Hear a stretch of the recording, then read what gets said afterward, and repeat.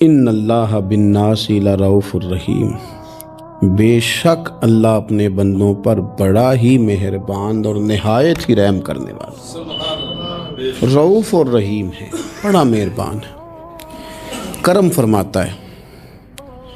اللہ تعالیٰ اپنے بندوں سے بڑا جلد راضی ہو جاتا ہے۔ وہ اپنے بندوں کو بہت زیادہ مشقت میں نہیں ڈالتا، وہ اپنے بندوں سے اپنی نعمتوں کا بدلہ نہیں چاہتا، بہت سخت مشقت والی عبادتیں نعمتوں کے بدلے نہیں چاہتا، وہ بڑی جلدی رحم فرماتا ہے۔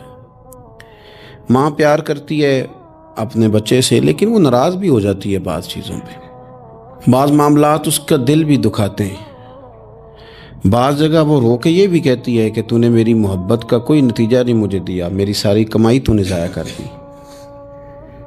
والد بہت ساری جگہوں پہ ناراض ہوتا ہے، شکوہ کرتا ہے، کہتا ہے میری بیماریوں کی، پریشانیوں کی، بڑھاپے کی، کمزوریاں کا سبب بیٹے تو ہی بن گیا۔ یہ ساری تکلیفیں تو ٹھیک ہو جائیں تو میری شاید عمر بھی بڑھ جائے، صحت بھی ٹھیک ہو جائے، میں زیادہ دیر جوان رہ سکوں۔ ناراض ہوتے ہیں ماں باپ، اسی طرح ماں باپ راضی بھی ہو جاتے ہیں، وہ بڑی جلدی راضی ہو جاتے ہیں۔ میں اکثر کہتا ہوں کہ والد کو راضی کرنے میں 5-7 منٹ لگ جاتے ہیں، اماں تو 1.5-2 منٹ میں راضی ہو جاتی ہے۔ ابا جی کو 5-7 منٹ لگتے ہیں، کئی دفعہ کہنا پڑتا ہے، کوئی دلائل دینے پڑتے ہیں، لیکن والدہ کے لیے تو کچھ بھی نہیں، آپ نیرا جا کے پیروں میں بیٹھ ہی جائیں، کچھ بھی نہ کریں، آپ پورا روئیں نہ، رونے والا منہ ہی بن جائے تو اماں تو نرم ہی نرم ہے، جس وقت جو مرضی آپ کرا لیں ہو گیا۔ اللہ تبارک و تعالیٰ بلا مثال و بلا تشبیہ سمجھانے کے لیے عرض کرتا ہوں، اللہ بھی بعض معاملات میں اپنے بندوں سے ناراض ہو جاتا ہے۔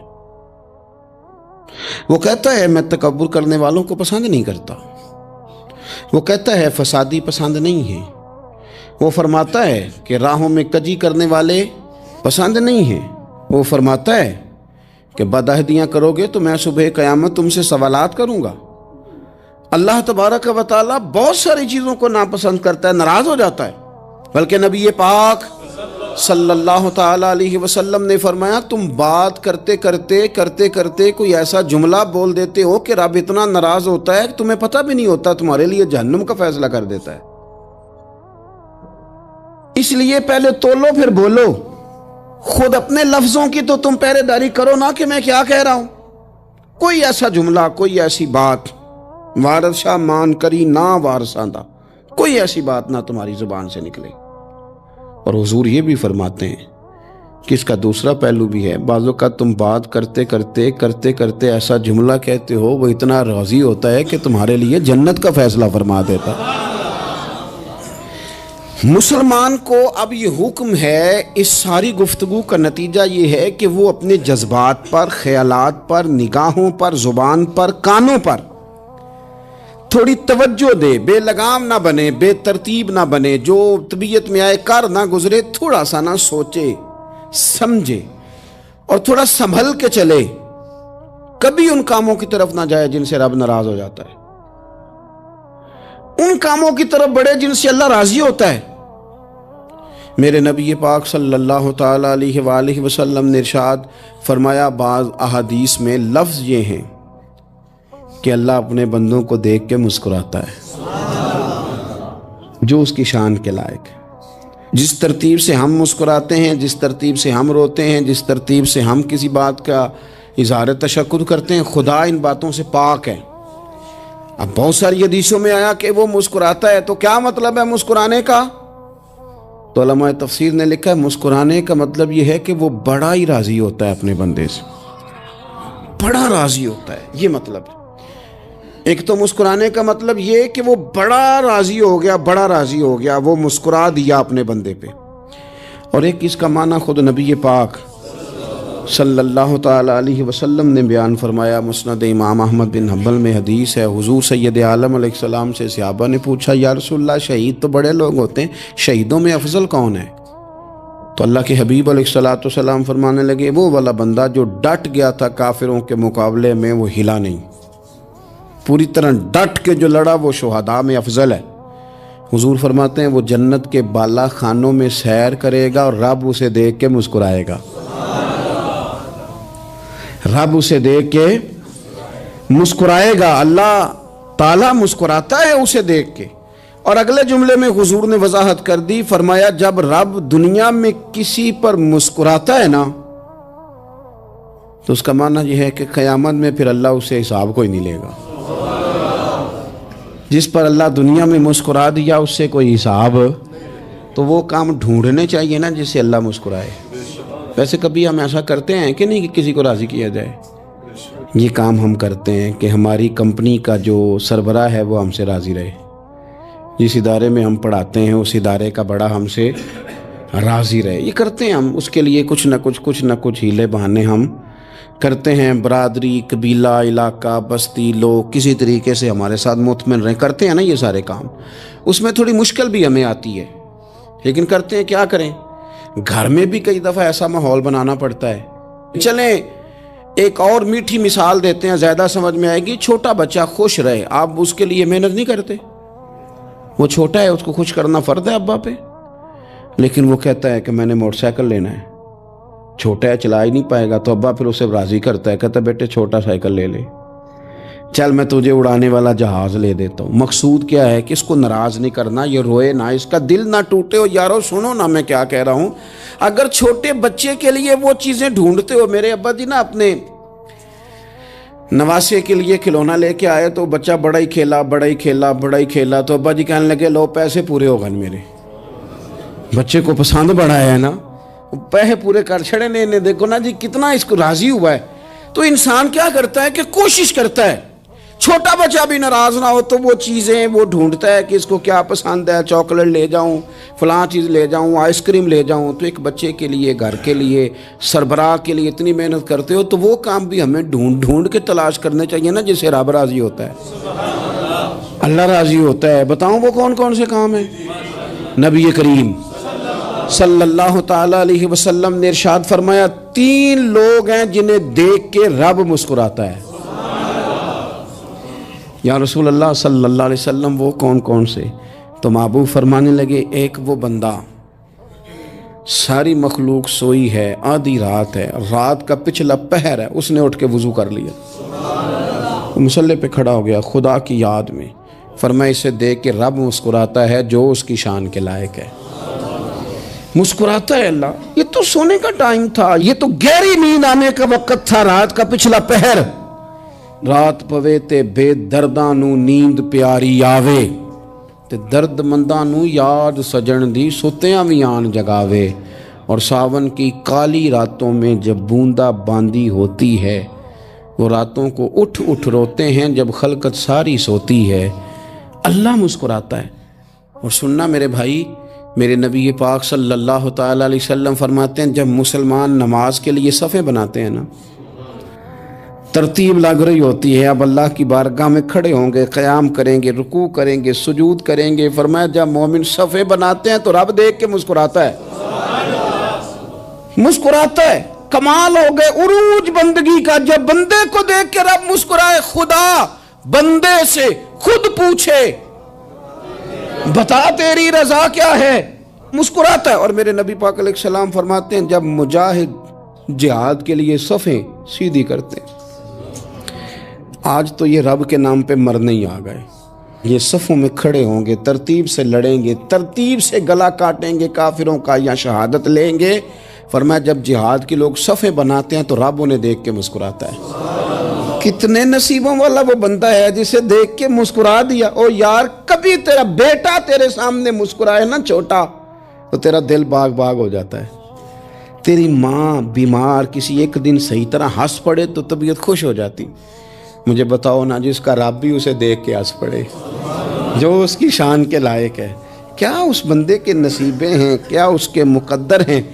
آپ اس مقام پر اپنے آپ کو لائیں۔ اب دیکھیں نا یہ حدیث آپ نے سن لی، اب ہم نے نا اس طرح صفحے نہیں بنانے جس طرح ساری دنیا، اب ذرا صفحے بھی شوق سے بنائیں گے، آپ ذرا تھوڑا سا شوق پیدا کریں گے۔ بھئی یہ تو میں وہ کام کرنے لگا ہوں جسے دیکھ کے رب مسکراتا ہے۔ نبی پاک صلی اللہ علیہ وسلم نے فرمایا جب کوئی بندہ توبہ کرتا ہے نا، ہم توبہ کا رٹا لگاتے ہیں، یا اللہ میری توبہ یا اللہ۔ اور توبہ کا تو مطلب یہ ہے کہ پچھلے گناہوں سے پکی توبہ، آج کے بعد یہ غلطی نہ کرنے کا پکا وعدہ۔ تو نے ساری شب برات رو کے گزاری ہے، بتا سویرے جھوٹ جوڑنے کا ارادہ ہے تیرا؟ آج کے بعد رشوت تو نہیں نہ لے گا، ملاوٹ تو نہیں نہ کرے گا، یہ توبہ ہے۔ اور اگر سارے کام اسی طرح کرنے ہیں تو پھر یہ توبہ کا رٹا ہے، تو جتنا مرضی لگاؤ۔ حضرت علی بن ربیعہ رضی اللہ تعالیٰ عنہ فرماتے ہیں میں مولا علی کے ساتھ تھا، مقام حرہ کی طرف جا رہے تھے، حضرت علی نے ہاتھ اٹھا کے دعا مانگی ہماری تعلیم کے لیے، ورنہ حضرت علی ہم صحابہ کو محفوظ عن الخطا تو مانتے ہیں نا۔ ہاتھ اٹھا کے کہا اے اللہ ہمارے گناہ بخش دے، تیرے علاوہ کوئی معاف کرنے والا نہیں۔ اور پھر حضرت علی آسمان کی طرف دیکھا اور دیکھ کے نا حضرت علی بن ربیعہ کو تو مسکرائے۔ حضرت علی بن ربیعہ کہنے لگے حضور مسکرائے کیوں ہو؟ فرمانے لگے ایک دن میں حضور کے ساتھ اسی طرح آیا تھا، اسی طرح حضور نے دعا فرمائی تھی ہماری تعلیم کے لیے، اور پھر حضور مجھے دیکھ کے مسکرائے تھے اور فرمایا جب کوئی بندہ رب کی بارگاہ میں اس طرح استغفار کرتا ہے تو رب مسکراتا ہے اور مسکرا کے فرماتا دیکھ لو میرے بندوں کو پتا ہے کہ میرے علاوہ معاف کرنے والا کوئی نہیں، انہیں پتا ہے، تم اس کی بارگاہ میں رجوع تو لاؤ، آؤ تو صحیح دو آنسو لے کر۔ اقبال کہتے ہیں کہ موتی سمجھ کے شان کریمی نے چن لیا، قطرے دو گرے میرے ار کے انفعال کے، دو میں نے آنسو بہائے تھے تو اس کے کرم نے تو موتی سمجھ کے چن لیے۔ سنو نا حضور اس استغفار کو اللہ کو یار رات کو توبہ کر کے سونا چاہیے ہمیں۔ کچھ غلطیاں ہم کرنا نہیں چاہتے پر ہم سے ہو جاتی ہیں، کچھ دل ہم توڑنا نہیں چاہتے پر وہ ٹوٹ جاتے ہیں، ہماری مجبوری ہوتی ہے ٹوٹ جاتے ہیں۔ رات کو اس کی بارگاہ میں ہاتھ باندھ کے کشکول طلب دراز کر کے خوب استغفار پڑھنا چاہیے کہ مالک بندے ہیں نا کیا کریں، نفس کا ساتھ ہے، دنیا کا ساتھ ہے، خواہشات نفسانیہ، مالک معاف کر دے، درد سے توبہ، رسم نہ ہو، کہانی نہ ہو، لفظ نہ ہو، جملے نہ ہوں، اور جناب ایسے لوگوں کے بیچ بڑے ہاتھ باندھ کے اور بڑا کوئی ضرورت نہیں، آپ اکیلے اپنی چارپائی پہ بستر کے اندر منہ دے کے بھی درد سے کہیں گے نا معاف کر دے تو وہ تو مہربانی بڑا ہے۔ میرے نبی پاک صلی اللہ علیہ وسلم مثال دیتے ہیں، فرمایا ایک آدمی صحرا میں جا رہا، صحابہ سے حضور خطاب کر رہے ہیں، فرمایا ایک آدمی صحرا میں جا رہا تھا، اس نے اپنی اونٹنی پہ کھانا پانی پیسے ہر چیز رکھی ہوئی تھی، صحرا تھا بہت بڑا، درمیان صحرا کے گیا تو تھوڑا سا سستانے کے لیے آرام کرنے کے لیے اونٹنی سے نیچے اترا، اب اس نے اونٹنی کی لگام اونٹنی کی نکیل اپنے سرہانے کے نیچے رکھی، ہاتھ کے ساتھ پکڑی اور سو گیا۔ تھوڑی ہی دیر کے بعد جب اس کی آنکھ کھلی تو دیکھا اونٹنی غائب ہے۔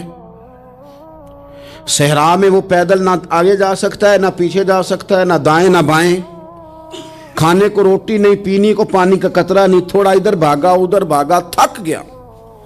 کریم محبوب فرماتے ہیں وہ پوری طرح نڈھال ہو گیا اور مایوس ہو گیا، معاذ اللہ، مایوس ہو کے دوبارہ اسی جگہ آ کے لیٹ گیا جہاں پہلے لیٹا تھا، انتظار کرنے لگا کہ اب موت ہی آئے گی، آخری وقت ہے، اب نہ میں پیدل یہ صحرا کراس کر سکتا ہوں، نہ پیچھے جا سکتا ہوں، نہ کھانا ہے نہ پانی ہے، سوائے موت کے کوئی سہارا نہیں۔ حضور فرماتے ہیں وہ رستے میں دوبارہ لیٹ گیا، اچانک اس نے رخ بدلا تو اونٹنی سامنے کھڑی تھی۔ حضور نے صحابہ سے پوچھا بتاؤ نا اسے بھلا کتنی کو خوشی ہوگی؟ یا رسول اللہ جی سے نئی زندگی مل گئی ہے۔ آپ دیکھیں نا سارے ڈاکٹروں نے کہہ دیا کہ اس کے تو گردے معدہ جگر ہر چیز ختم ہے، گھر لے جاؤ خدمت کرو، ہر طرف پریشانی ہے۔ وہ بندہ بھی سمجھ گیا ہے کہ آخری وقت آ گیا، کل جاؤں پرسوں جاؤں، تیاری ہو گئی، سب لوگ آ گئے، باہر والے بھی آ گئے، یہ ماحول ایک عجیب رنگ اختیار کر گیا۔ اچانک ایک ڈاکٹر نے آ کے کہا نہیں نہیں غلطی لگ گئی تھی۔ مجھے بتائیے انداز کیا ہوتا ہے؟ بغیر دوائی کے بندہ اٹھ کے کھڑا نہیں ہو جاتا، او میں تو بچ گیا ہوں۔ نبی پاک صلی اللہ علیہ وسلم فرمانے لگے اس کی اونٹنی مل گئی، بتاؤ بھلا اسے کتنی خوشی ہوگی؟ یا رسول اللہ وہ تو دوبارہ دنیا میں آ گیا۔ حضور فرمانے لگے اسے کچھ بھی خوشی نہیں ہوئی۔ جب کوئی رب کا گناہ گار بندہ آ کے توبہ کرتا ہے، رب کو اس سے کئی گنا زیادہ خوشی ہوتی ہے۔ میرا بندہ آ گیا ہے، میرا بندہ آ گیا ہے، میرے گھر آ گیا۔ اس نے آنسو بہائے ہیں، اس نے کہا اللہ میں تیرا ہی ہوں، تیرا ہی رزق کھاتا ہوں، تیری ہی زمین پہ رہتا ہوں، تیرے نام سے میری سانسیں چلتی ہیں۔ وہ آ گیا۔ فرمایا اس اونٹنی والے سے زیادہ رب کو خوشی ہوتی ہے جب گناہگار آ کے توبہ کرتا ہے۔ گناہگاروں کے آنسو اس کی بارگاہ میں بڑے مقبول ہیں، لیکن ہم رسم ادا کرتے ہیں۔ توبہ نہیں کرتے. ہم اپنے آپ کے ساتھ دھوکہ کرتے ہیں, جھوٹ بولتے ہیں. ہم بندہ کوئی ناراض ہو جائے تو ہمیں کو نہیں نیند آتی, اس کے گھر چلے جاتے ہیں. ہم اپنے سارے رشتوں کو, تعلقات کو مینٹین کر کے رکھنے کے عادی ہیں. ہمیں پتہ ہے کہ وہاں میں نہیں جا سکا تو بیٹا بھیجتا ہوں, فلاں شادی پہ میں نہیں جا سکا تو بھتیجا بھیجتا ہوں, بھائی بھیجتا ہوں. ہر تعلق کا ہم نے خیال رکھا کوئی روٹھ نہ جائے. لیکن کمال ہے نا, یہ نہیں سوچا کہ اگر رب روٹھ گیا تو جب وہ روٹھ جائے نا تو سارے رشتے بھی بندے کے پاس موجود ہوں تو کوئی کارآمد نہیں ہوتا. پھر کروڑوں روپیہ جیب میں ہوں تو ڈاکٹروں کی دوائیاں اثر نہیں کرتی. وہ روٹھ جائے تو پھر انسان اس طرح سے پھسلتا ہے کہ بڑے بڑے اس کے پاس دروازے ہوتے ہیں پر کسی جگہ اس کا ہاتھ نہیں لگتا. خدا را خیال کریں, دنیا روٹتی ہے تو روٹھ جائے, رب رسول ناراض نہ ہونے پائیں, اس کا خیال کریں. حضور فرماتے ہیں وہ مسکراتا ہے, اسے خوشی ہوتی ہے جب کوئی اس کا بندہ اس کی طرف رجوع کرتا ہے. میرے عزیزو, رسول پاک صلی اللہ تعالی علیہ وسلم نے ان لوگوں کے تذکرے کیے جنہیں دیکھ کے رب مسکراتا ہے.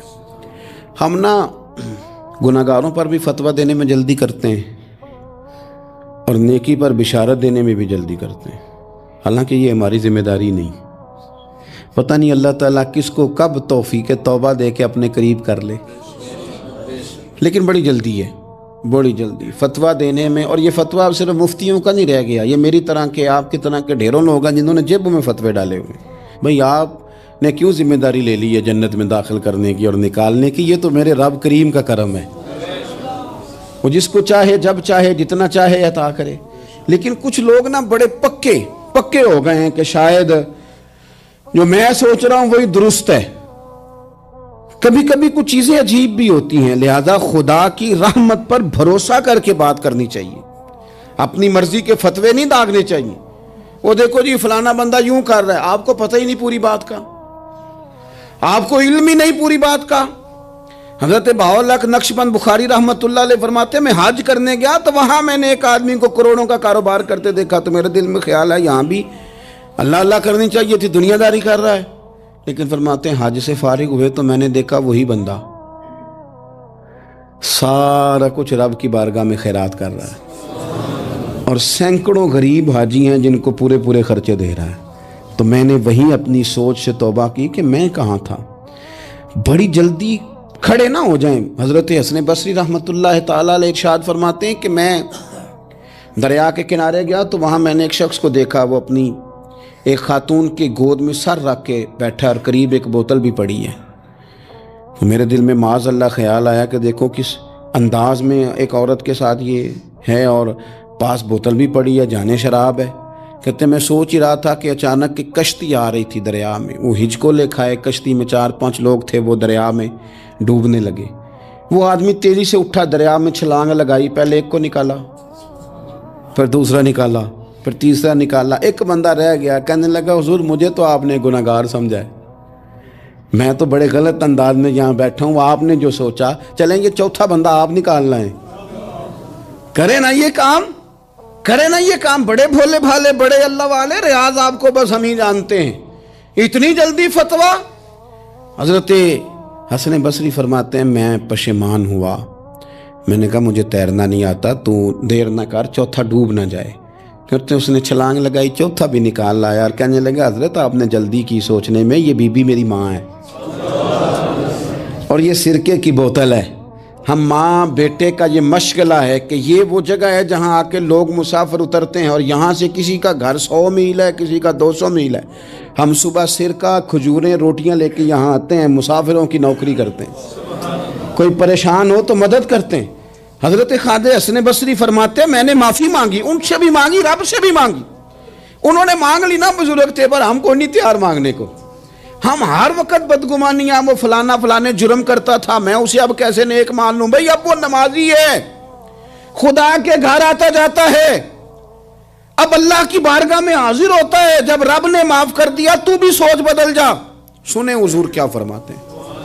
نبی پاک صاحب الاخلاق صلی اللہ تعالی علیہ وسلم فرماتے ہیں, مسند امام احمد بن حنبل دیکھیے, فرمایا رب اس وقت بڑا ہی مسکرائے گا جب قاتل بھی جنت میں جائے گا, مقتول بھی جنت میں جائے گا.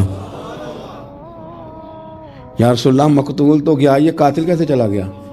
حضور فرماتے ہیں جائے گا اور رب مسکرائے گا جو اس کی شان کے لائق ہے۔ یا رسول اللہ کس طرح؟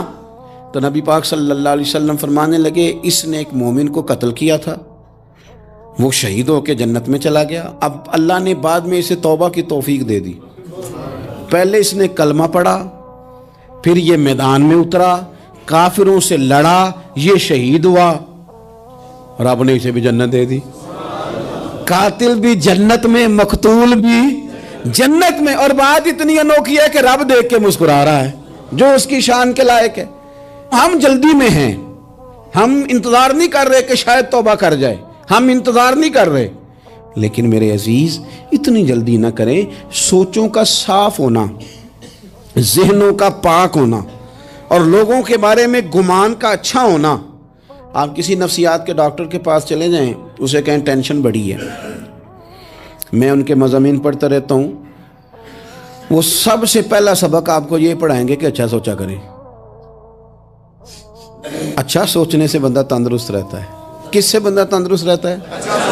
ہیں جی واقعی، یعنی اس والے پڑوسی کے بارے میں بھی اچھا سوچنا ہے، گھر میں اس والے کے بارے میں بھی، چھوٹے بھائی کے بارے میں بھی اچھا سوچنا ہے، اور بڑے کے بارے میں بھی اچھا ہی سوچنا ہے۔ یعنی اپنی برادری قبیلے کے بارے میں بھی اچھا سوچیں، جو قبیلے کا نہیں اس کے بارے میں بھی چلیں تھوڑا سا اچھا سوچ لیں۔ اپنے بارے میں تو اچھا سوچا ہے بڑا، میں کہتا ہوں کہ ہم اپنی غلطیوں سمیت اپنے آپ سے بڑا پیار کرتے ہیں، اور دوسرے کی ایک غلطی نظر آ جائے تو ہمیں گھین آنے لگ جاتی ہے۔ آپ جلدی نہ کریں، مالک نے موقع دیا ہے بندوں کو، نہ وہ کسی کا رزق چھین رہا ہے، نہ سانسیں چھین رہا ہے، وہ اپنی زمین پہ چلنے بھی دے رہا ہے، رہنے بھی دے رہا ہے، تو جب اس نے موقع دیا ہے آپ بھی تھوڑا موقع دیں۔ اللہ بڑا کریم ہے، دروازے کھولے گا، اس کے بندے اس کی بارگاہ تک پہنچیں گے۔ بدگمانیاں اور پھر بدگمانیوں کا عروج، اور اس لیول تک جا کے بات کر دینے کا جہاں سے خوف آئے کہ یار یہ بات نہیں کرنی چاہیے تھی۔ رسول کائنات سرور دو عالم صلی اللہ تعالی علیہ وسلم فرماتے ہیں کہ اللہ مسکراتا ہے۔ دیکھو ہمارے ہاں نا ایک اور بھی مسئلہ بن گیا ہے، میں نے کچھ لوگوں کو نا پکا، میرے پیارے ہیں، محبت ہے مجھے، تو میں چونکہ آپ میری کلاس ہیں، میں مشاہداتی اور تجرباتی باتیں بھی کر لیتا ہوں، اسی کی روشنی میں کئی دفعہ گفتگو بھی تیار کرتا ہوں۔ کچھ لوگوں نے نا پکا ذہن بنا لیا یہ کہنے کا کہ ہاتھ بڑا تنگ ہے، پکا، آپ جس وقت پوچھ لیں ان کا ہاتھ اور بڑا ہی زیادہ تنگ ہے۔ آپ یقین کریں، بہن کا جو خامند ہے وہ کہہ رہا ہے جا حصہ لے کے آ، تیرے بھائیوں کی کمائی تو نہیں، تیرے ابا کی ہے، لے کے آ۔ وہ بیچاری اس کی منتیں کر رہی ہے، کہتی ہے اگر جاؤں گی نا تو وہ کہیں گے حصہ لے جا، آج کے بعد ہمارے گھر نہ آنا، میرا دروازہ نہ بند کرو، مہربانی کرو۔ اور بھائی سے بات کرتی ہے تو کہتا ہے ہاتھ ہی بڑا تنگ ہے، جب ٹھیک ہوگا تو دے دوں گا۔ نہ کریں یہ ظلم، ہمارے اپنے تڑپتے رہتے ہیں اور ہماری دولتیں اندر پڑی رہتی ہیں، ہمارے اپنے چھوٹی چھوٹی ضروریات کے لیے پریشان ہوتے ہیں، لیکن ہم بڑے بڑے بہانے ہیں ہمارے پاس، کہتے ہیں یہ نکما ہے، یہ نکھٹو ہے، یہ کام نہیں کرتا، اس میں فلانا ہے، بے فلانا ہے، بلے میں نے نہیں ساتھ چلنا۔ اظہار جب آپ کے اندر پیدا ہوتا ہے نا، اظہار جب کسی کے لیے آپ حساس ہوتے ہیں تو آپ کو بھی سرور حاصل ہوتا ہے۔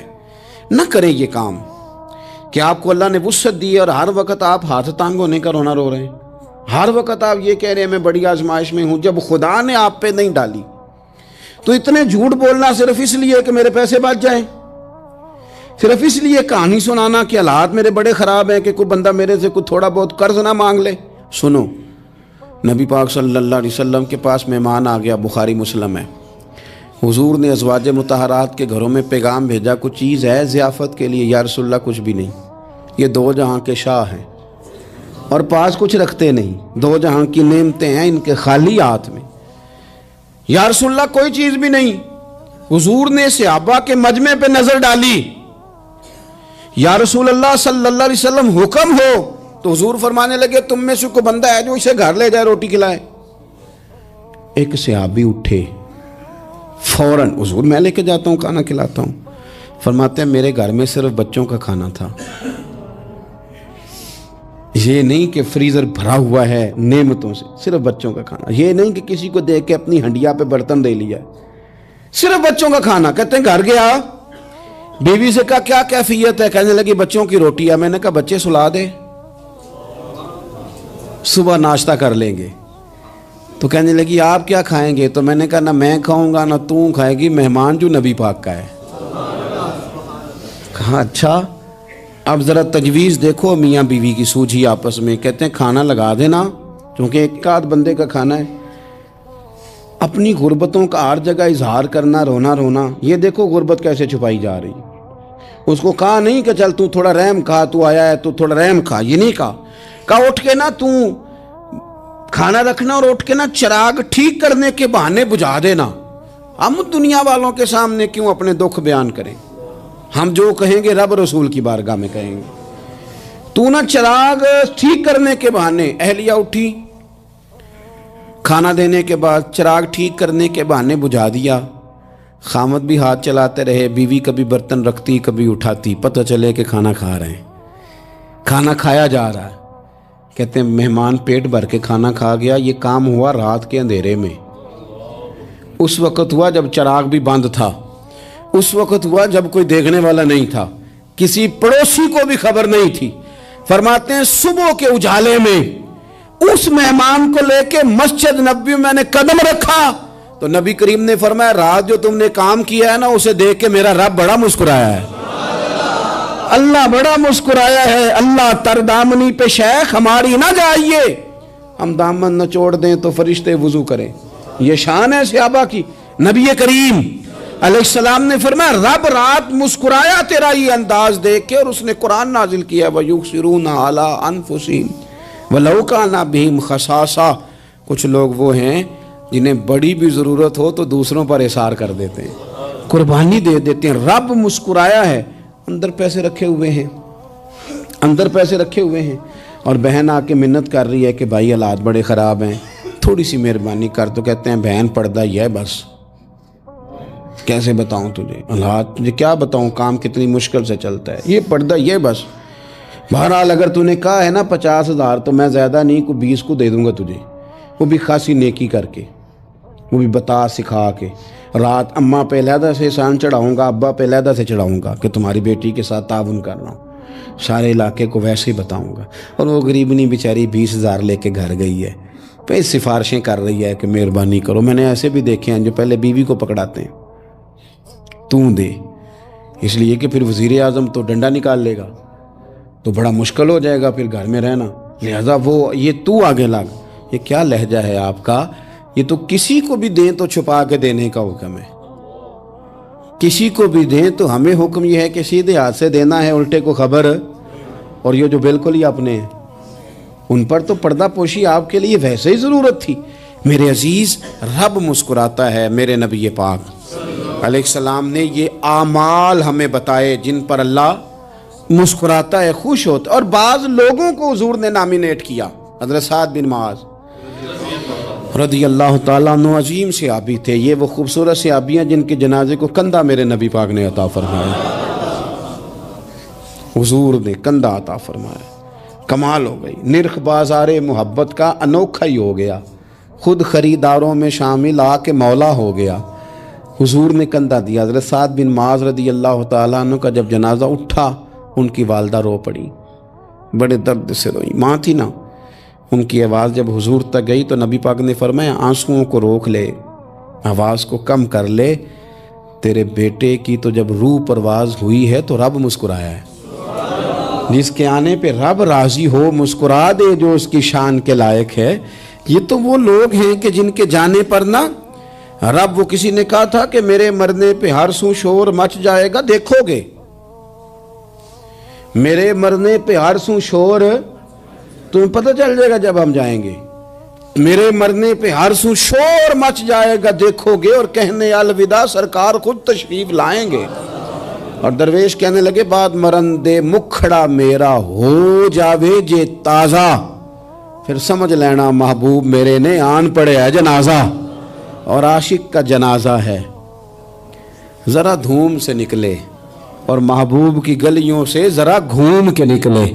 فرمایا کہ ان کے تو جانے پہ رب کریم. اور حضور نے ایک دعا بھی دی. حضرت طلحہ رضی اللہ تعالیٰ عنہ صحابی تھے، ان کا وصال ہو گیا تو حضور نے دعا بھی دی. فرمایا یا اللہ جب میرا طلحہ ہے نا تو اس سے مسکرا کے بات کرنا، یہ تجھ سے مسکرا کے بات کرے جو تیری شان کے لائق ہے۔ تو اللہ تعالیٰ غائب درجے راضی ہوتا ہے۔ ایک دفعہ پھر بات دہراتا ہوں، جو میدان میں ڈٹ کے شہید ہو رب اسے دیکھ کے مسکراتا ہے جو اس کی شان کے لائق، جو توبہ صحیح کریں سچی کریں رب انہیں دیکھ کے مسکراتا ہے جو اس کی شان کے لائق ہے، جو نماز کے لیے صفیں بنائے رب انہیں دیکھ کے مسکراتا ہے، جو جہاد کے لیے صفیں بنائے رب دیکھ کے مسکراتا ہے، جو لوگ صبح پچھلے پہر اٹھ کے عبادت کریں رب انہیں دیکھ کے مسکراتا ہے، اور جو کبھی کبھی بھوکے رہ کے دوسروں پر قربان کر کے احسان کر دیں رب انہیں دیکھ کے مسکراتا ہے۔ بہت بڑی فضیلت ہے۔ اللہ ان سارے کاموں میں سے کسی ایک کام پہ ہمیں بھی لگا دے تاکہ یہ بڑی فضیلت اللہ تعالی ہم گناہگاروں کے حصے میں بھی فرما دے۔ چھوٹا سا، پھر اس کے بعد اگر اسے بند نہ کیا جائے تو وہ سوراخ بڑا ہو جاتا ہے۔ ایک وقت آتا ہے کہ دریا کے قریب جو بستیاں ہوتی ہیں وہ ڈوبنے لگتی ہیں، تو لوگ شروع کرتے ہیں چیزوں کو ایک ایک دو دو کر کے ابحاث چھیڑتے ہیں۔ مسلمانوں کے عقائد بڑے سکہ بند قسم کے تھے، وہ اس قسم کی ابحاث میں جو نبی پاک علیہ السلام کی ذات سے تعلق رکھتی ہو اس سے بچتے تھے، اس لیے کہ رشتہ بڑا مضبوط تھا حضور کے ساتھ۔ ہمارے بزرگوں نے یہ کیا کہ انہوں نے کوئی ایک دروازہ بھی کبھی کھلنے نہیں دیا۔ حضرت ابوبکر صدیق رضی اللہ تعالیٰ عنہ کا جب زمانہ مبارکہ آیا تو مسلمانوں کے اندر ایک گروہ پیدا ہوا جس نے زکوٰۃ کا صرف انکار کیا۔ آپ بات کو سمجھیے گا، نماز بھی پڑھیں گے، کلمہ طیبہ کا اعلان بھی کریں گے، حج بھی کریں گے، تمام مسلمانوں والے کام کریں گے، محض زکوٰۃ نہیں دیں گے۔ تو اب حالات بھی بڑے سخت تھے، اور حضرت ابوبکر صدیق رضی اللہ تعالیٰ عنہ کو یہ مشورہ بھی دیا جا رہا تھا کہ آپ حالات کو مضبوط ہو لینے دیں، پھر آپ منکرین زکوٰۃ کے خلاف اور منکرین ختم نبوت کے خلاف آپ نکلیے۔ اس سخت ترین حالات میں حضرت صدیق اکبر نے فیصلہ کیا، اور ان کی قوت فیصلہ دیکھیے۔ حضرت ابوبکر صدیق رضی اللہ تعالیٰ عنہ نے فرمایا کہ ایک تو وہ جو کارواں حضور نے ختم نبوت کے لیے بھیجا ہے وہ بھی ضرور جائے گا، اور اسی شکل میں جائے گا جو اس کی شکل کا تعین رسول کریم نے فرمایا ہے۔ اور دوسرا حضرت ابوبکر صدیق رضی اللہ تعالیٰ عنہ نے فرمایا کہ یاد رکھو جو حضور کے زمانہ مبارکہ میں ایک رسی بھی زکوٰۃ میں دیتا تھا، اب اگر وہ اسلام کے اس عظیم فریضے کا انکار کرے گا اس کے خلاف تلوار سے جہاد کیا جائے گا، اور فرمایا اس طرح کیا جائے گا کہ اگر میں مدینہ منورہ میں اکیلا بھی رہ گیا اور درندے مجھ پر حملہ آور بھی ہو گئے تو پھر بھی میں دین کی اس سرحد پر ہمیشہ پہرے دار بن کے کھڑا رہوں گا۔ آپ قوت فیصلہ کے ساتھ جب میدان میں اترتے ہیں، کوئی ایک صورت بھی پیدا نہیں ہونے دی ان لوگوں نے۔ ہمارے زمانے میں یہ ہوا کہ لوگوں نے بحثیں کی اور ہم بحث میں الجھے، ہم نے ان بحثوں کا ساتھ دیا۔ مجھے بتائیے نا کہ اگر اس طرح کے شکوک پیدا کیے جائیں اور لوگ کہیں نہیں سب کو حق حاصل ہے کہ وہ بات کر سکے، رائے دے سکے، اور یہ آزادی رائے ہے، تو میں کہا کرتا ہوں آزادی رائے اور ہوتی ہے، آوارہ خیالی اور ہوتی ہے۔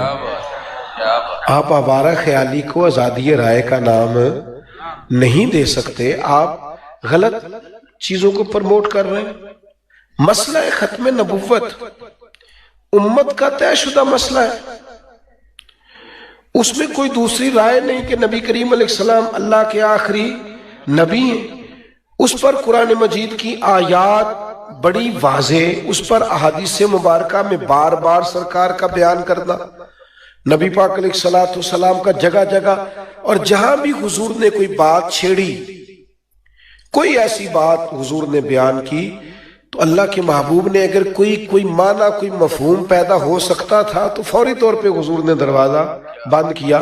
نبی کریم علیہ السلام حضرت مولا علی شیر خدا رضی اللہ تعالیٰ عنہ کی محبت کو بیان فرما رہے ہیں، فرمایا علی میرے لیے اسی طرح ہے جس طرح موسیٰ علیہ السلام کے لیے ہارون۔ جس طرح وہ ان کے لیے بھائی تھے، یہ علی بھی میرے لیے اسی طرح ہی بھائی ہیں۔ لیکن پتہ ہے کریم نے فوراً کہا، چونکہ حضرت ہارون بھی نبی ہیں، یہ مسئلہ اتنا حساس ہے کہ فوراً دروازہ بند کیا، فرمایا یہ یاد رکھنا حضرت علی میرے لیے اسی طرح ہے جس طرح جناب موسیٰ کے لیے ہارون، پر یہ یاد رکھنا میں آخری نبی ہوں۔ چونکہ حضرت موسیٰ بھی نبی ہیں اور جناب ہارون بھی نبی ہیں، پر میں آخری نبی ہوں، یہ یاد رکھنا۔ بھائی اچھی طرح بات کو سمجھے، اتنا حساس مسئلہ ہے کہ جہاں کوئی معنی کشید کر سکتا تھا، جہاں کوئی شخص رائے دے سکتا تھا، جہاں کوئی شخص کسی بات کو بیان کر سکتا تھا، حضور نے اس دروازے کو فوراً بند فرمایا۔ تو اس مسئلے کی نزاکت اور حساسیت کو سمجھے۔ ہمارے ملک میں اور دنیا میں جب سے ویوز لینے کا شوق پیدا ہوا ہے نا لوگوں کے دلوں میں، لوگ بیچارے اتنے اس مسئلے میں کنگال اور اتنے فقیر نظر آتے ہیں کہ وہ ان موضوعات کو بھی چھیڑتے ہیں جو بالکل طے شدہ ہے، جن میں کسی قسم کی کوئی دوسری رائے نہیں ہے۔ ختم نبوت کا مسئلہ ایک طے شدہ مسئلہ ہے، تو بعض بیچارے تھکے ہوئے دانشور اور بعض بیچارے ایسے اینکر جن کو کوئی اور کام نہیں ملتا تو کہتے ہیں سب کو جینے کا حق حاصل ہے۔ تو میں کہتا ہوں عجیب بندے ہو بھائی، آپ کے ملک میں ایک وزیر اعظم ہے، ایک نیا وزیر اعظم کھڑا ہو جائے تو آپ کہیں کہ نہیں چلو تھوڑی اس کی بھی سنو، اس کو بھی جینے کا حق حاصل ہے۔ یہ ہو سکتا ہے؟ اچھی طرح مجھے بتائیے، ہو سکتا ہے؟ لیکن یہ کیسی عجیب بات ہے کہ جس موضوع پر گفتگو ہی نہیں ہونی چاہیے آپ اس پر کہہ رہے ہیں فلانے کو بھی حق حاصل ہے بات کرنے کا۔ آپ آوارہ خیالی کا شکار ہو گئے۔ ختم نبوت کی اساسیت کو سمجھیے۔ اللہ تعالیٰ نے قرآن مجید میں فرمایا وَلَٰكِن رسول اللہ وَخَاتَمَ النَّبِيِّينَ، نبی کریم اللہ کے رسول ہیں اور آخری نبی ہیں۔ جہاں رسول اللہ فرمایا وہیں خاتم النبیین بھی فرمایا۔ قرآن مجید میں اللہ نے فرمایا قُلْ هُوَ اللَّهُ أَحَدٌ اللہ الصَّمَدُ، فرمائیے محبوب کہ اللہ ایک ہے اور اللہ بے نیاز ہے۔ تو جس طرح اللہ کو احد ماننا ضروری ہے، اسی طرح بے نیاز ماننا بھی۔ تو ایک شخص کہہ دے کہ میں احد تو مانتا ہوں لیکن بے نیاز کے معنی میں مجھے پریشانی ہے، تو مجھے بتائیے اس کا دین ایمان معتبر ہے؟ اسے کہا جائے گا بیوقوف، جس آیت میں یہ کہا گیا ہے کہ اللہ احد ہے، اس سے اگلی میں تو کہا کہ اللہ الصمد ہے۔ تو جس طرح احد ماننا ضروری ہے، اس طرح الصمد ماننا بھی ضروری ہے۔ تو بھئی جس طرح رسول اللہ ماننا ضروری ہے، اس طرح خاتم النبیین ماننا بھی ضروری ہے۔ نعرہ تکبیر، نعرہ رسالت، نعرہ تحقیق، تاجدار ختم نبوت۔ تو یہ ایسی ایک مسلمہ بات ہے جس پر کسی دوسری رائے کی ضرورت نہیں ہے۔ ہمیں اپنی آنے والی نسل کو یہ سمجھا دینا چاہیے اور ان بچوں کو یہ غور کر لینی چاہیے۔ ایک دروازہ کھولا تھا، مرزا غلام احمد قادیانی کی کوئی حیثیت نہیں، ایک ٹکے کی بھی حیثیت نہیں تھی، بیکار آدمی بالکل، اس کی اپنی باتیں اپنی باتوں سے ٹکراتی ہیں، کوئی حیثیت نہیں۔ لیکن یہ فتنہ کیوں بنا؟ فتنہ اس لیے بنا کہ انگریز حکومت نے پشت پناہی بڑی کی۔ آپ کو پتہ ہے نا، لوگ کسی کی پشت پناہی کریں تو پھر لنگڑوں کو بھی لوگ ٹانگوں پہ کھڑا کر دیتے ہیں۔ تو اس طرح اس شخص کو بھی لانچ کیا گیا، اس کی پشت پناہی کی گئی، ورنہ بیچارے کی کوئی حیثیت نہیں تھی، لیکن لوگوں نے سہارے دے کے کھڑا کیا تھا۔ ادھر سے ضرب لگی حضرت پیر مہر علی شاہ صاحب کی، علماء اور مشائخ میدان میں نکلے، وہ چند سیکنڈ کھڑا نہیں رہ سکا، مٹی کا ڈھیر ثابت ہوا۔ لیکن اب چونکہ پشت پناہی کرتے ہیں لوگ، اور میں نے شروع میں کہا شک پیدا کرنے کی کوشش کرتے ہیں کہ مسلمانوں کا وہ جو خاص رشتہ ہے حضور علیہ السلام کے ساتھ معاذ اللہ اس میں تشکیک پیدا کی جائے، تو اس شک کو پیدا کرنے کے لیے ان کو پرموٹ کیا جاتا ہے۔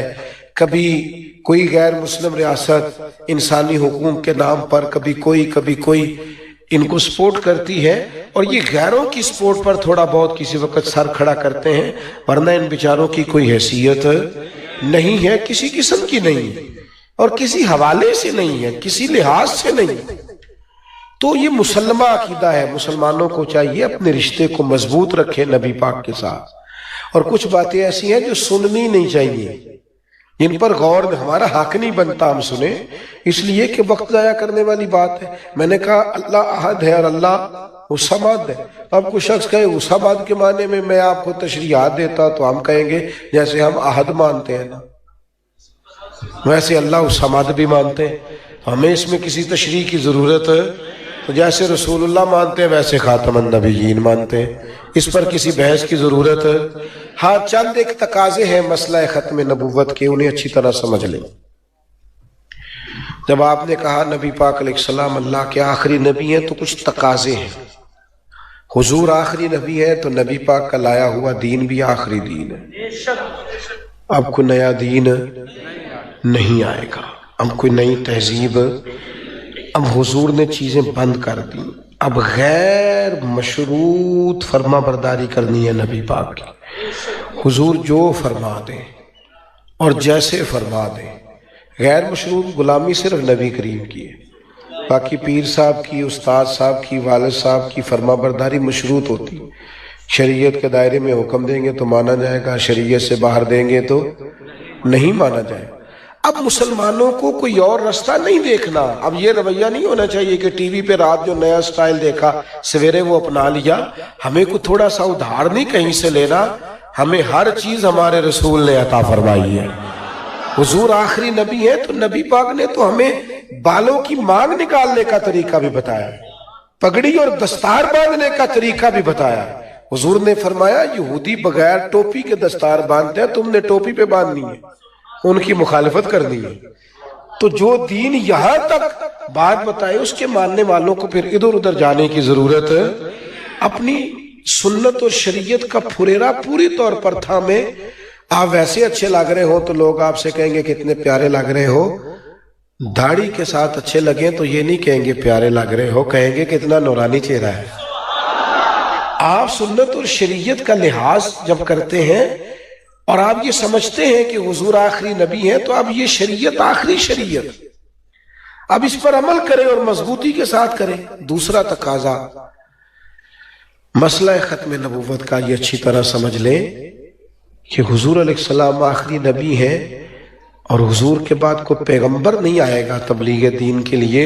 اب خدمت دین، تبلیغ دین یہ امت کی ذمہ داری ہے، اور امت کو کوئی رسمی کام نہیں کرنا کہ رسمی سا مدرسہ، رسمی سی تبلیغ، رسمی سی مسجد، رسمی سا جمعہ۔ تقاضوں کو سمجھنا ہے۔ اللہ تعالیٰ نے انبیاء کو ان کی قوموں کی زبانیں دے کے بھیجا۔ قوم کی زبان بولتے تھے نبی، قوم کی۔ آج تبلیغ دین کرنے والوں کو بھی قوم کی زبان بولنی چاہیے، ان کو سمجھنا چاہیے کہ قوم کیا چاہتی ہے، کیا سمجھتی ہے، کس پیرائے میں بات ان تک پہنچانی ہے۔ قوم کی زبان میں قوم سے گفتگو کی جائے، لوگوں سے ان کی عقلوں کے مطابق بات کرو، نہ کہ اپنی عقل کے مطابق۔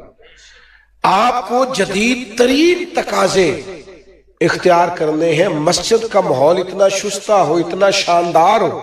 وہ جی ہمارے خطیب صاحب جی بڑی تگڑی تقریر نہیں کرتے اس لیے میں جمعے میں ٹائم پہ نہیں جاتا۔